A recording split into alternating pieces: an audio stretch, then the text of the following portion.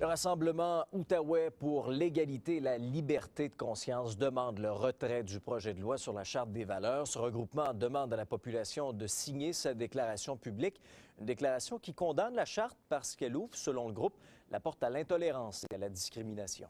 Pierre Plouffe. Ces femmes de l'Outaouais lancent un cri du cœur. Elles affirment que le projet de loi 60 nie leur liberté de conscience et leur refuse l'accès à un emploi sur la base de leurs croyances religieuses.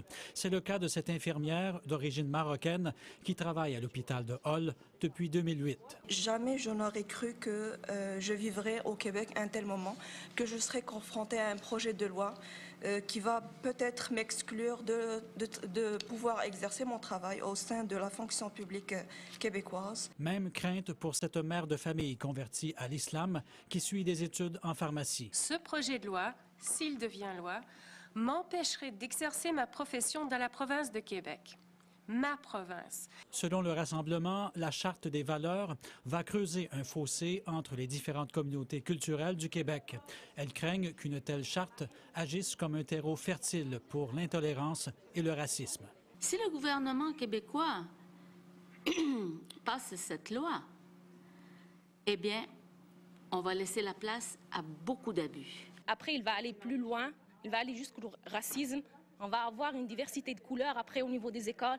Toi, tu es noir, tu parles pas avec moi. Toi, ton accent, c'est pas québécois, tu parles pas avec moi. Des membres des communautés culturelles visées par la charte songeraient même à quitter la ville de Gatineau, advenant qu'elle soit adoptée. Ma propre fille attend juste que son bail finisse pour aller de l'autre côté parce que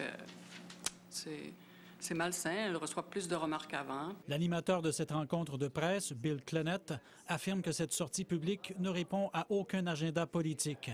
Il a ajouté que cette initiative constitue une attaque non pas contre le Parti québécois, mais contre le projet de loi 60. Moi, je suis venu ici sans aucune chapeau politique et je n'ai pas d'intention de me présenter aux élections du tout. Les participantes demandent à la population un geste de solidarité en signant leur déclaration mise en ligne à l'adresse change.org.